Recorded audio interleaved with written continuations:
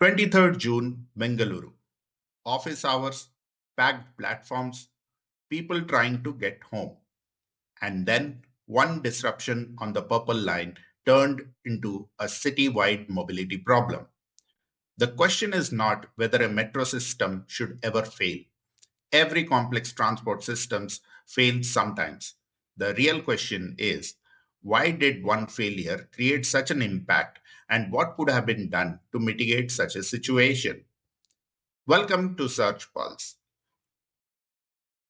During peak travel hours, Bengaluru Metro Purple Line suffered a major disruption around Cubbon Park station. Services had to be split into operating sections instead of running continuously from Whitefield to Chalagata. Passengers accumulated across stations. People shifted to roads. Ride hailing demand increased. Traffic pressure expanded across central Bengaluru. Then, before commuters could forget the incident, another disruption followed on 25th June, again near Cubbon Park. This time, a train could not proceed because the doors failed to close properly, resulting in delays and temporary passenger evacuation.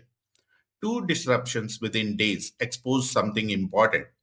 Capacity is not the same thing as resilience. A city may have metro capacity, but if commuters have no alternative travel choice, one incident becomes a city problem. Bengaluru has seen earlier warnings. In late 2025, a technical snag on the Purple Line halted trains near Vijayanagara during morning rush hours. Passengers remained inside trains for extended periods while operations were restored. Services have to be partially suspended, and commuters complained about lack of communication. Another incident earlier affected operations for more than an hour near Kengiri and showed how quick disruption spread across the corridor. And Bengaluru is not unique. Delhi Metro has periodically faced signaling failures and overhead equipment issues that created station crowding and forced passengers onto roads. Mumbai Metro has experienced operational interruptions where station platforms filled rapidly and passengers shifted to buses and taxis. What these cities demonstrate is simple. Metro systems are efficient, but efficiency without backup becomes fragile.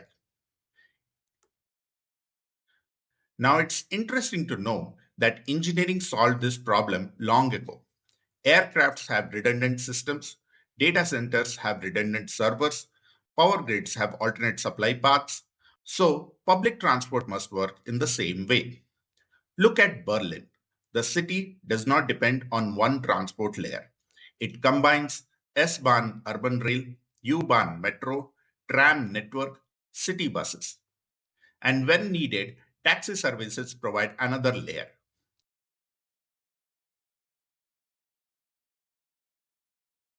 Now look at Rome. Its mobility ecosystem includes metro rail, tram network, city bus system, supported by taxi services. If one system slows down, people redistribute. Movement continues. Now compare that with Indian megacities. Many Indian cities have population larger than Berlin and Rome, but mobility often concentrates into limited high demand corridors. This creates a single point of failure problem.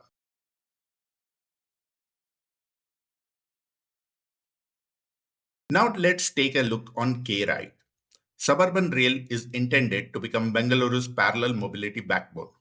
Imagine if the proposed Parijata corridor connecting Whitefield to Kengeri through KSR Bengaluru had already existed and worked as a true urban alternative.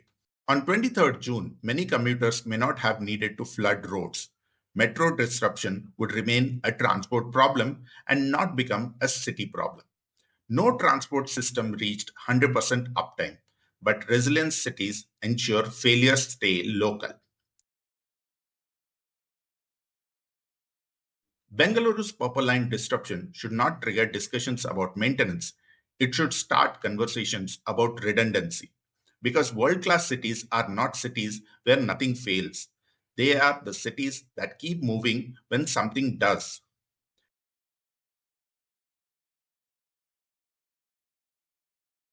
If you enjoyed this video, hit like, share your thoughts in the comments, share this video with others, and subscribe to Search Pulse for more deep dives into infrastructure, mobility, and transport transformation.